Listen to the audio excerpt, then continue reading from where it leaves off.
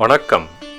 தொடக்க வேளாண்மை கூட்டுறவு கடன் சங்கங்களில் செயல்படும் ERP மென்பொருளில் FAS மாடியூல், அதாவது ஃபினான்ஷியல் அக்கவுண்டிங் சிஸ்டம் மாடியூலினுடைய முதல் பகுதி குறித்து இந்த வீடியோவில் நாம் விரிவாக பார்க்கலாம்.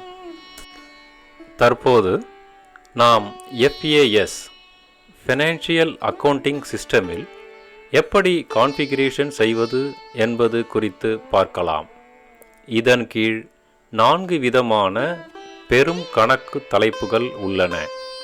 அவை லயபிலிட்டிஸ் பொறுப்புகள், அசட்ஸ் சொத்துகள், இன்கம் வரவு, எக்ஸ்பெண்டிச்சர் செலவு ஆகியன. ஒவ்வொரு பெருந்தலைப்பின் கீழும் துணை தலைப்புகளை உருவாக்க வேண்டும். இத்தலைப்புகளுக்கான பாராமீட்டர்ஸ்களை கட்டமைக்க வேண்டும். இப்பொழுது நாம் லாகின் திரையில் உள்ளோம்.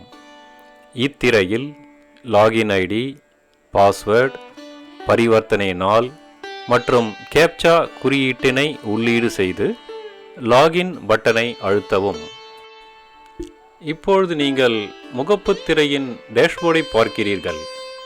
இந்த கான்ஃபிகரேஷன் மெனுவில் உள்ள FAS குறித்தும் அதில் உள்ள சார்ட் ஆஃப் அக்கவுண்ட்ஸ் குறித்தும் பார்ப்போம்.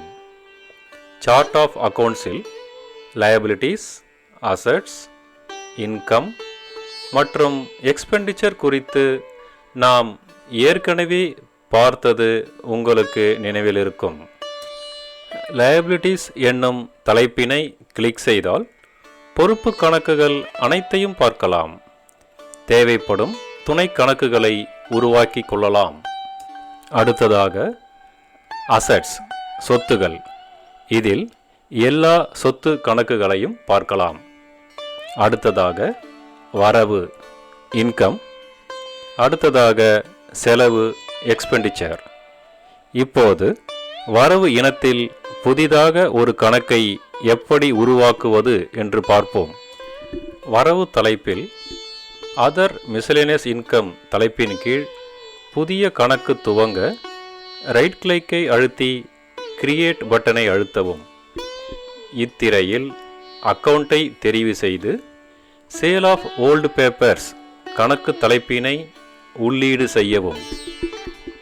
பின்பு கிரியேட் அக்கவுண்ட் அழுத்தவும்.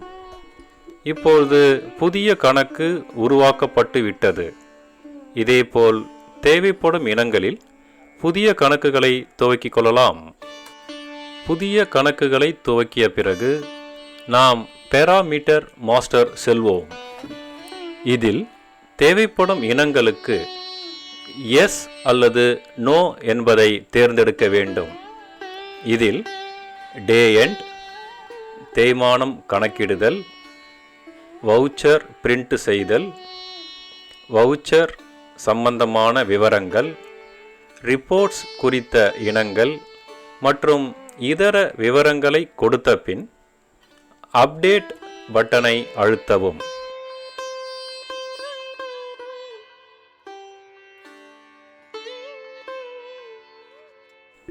தற்போது அனைத்து மாற்றங்களும் சேமிக்கப்பட்டு விட்டன.